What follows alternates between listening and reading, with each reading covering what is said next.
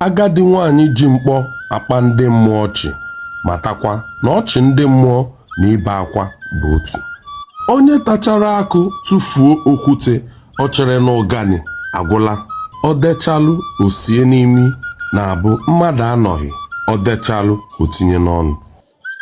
Ọ na-abụ esekarịa ụta ihe a ga-agba efelaga. Ọ bụ oke ọmụmụ mere na ọkụkọ amaghị ada ya nwaanyị. Ọ bụ eziokwu na ọnụ kwere ekele mana obi maara onye iro ya.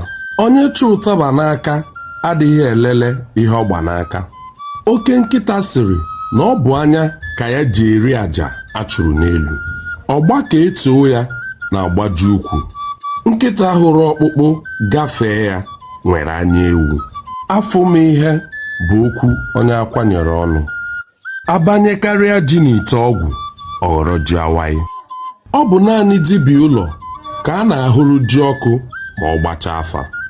Nwata jide ọkụ jide mma, ọkụ ereghị ya, mma ehihie ya. Ejighị ụkpa abụọ ebu otu mba ji. Anaghị atụfu ọkụkọ nọ n'ụlọ chọba ọkwa nọ n'ime ọhịa. Onye kwọrọ aka na-eju nkịta ji aṅụ mmiri ga-akwọ ya ugboro abụọ. Osi ka ọ ga-ericha na-ebu ọnụ ụbọchị ọ ga-enwe onye ọbịa. Onye hụrụ ududo jaa ya ike maka na ọrụ nka adịghị ofe.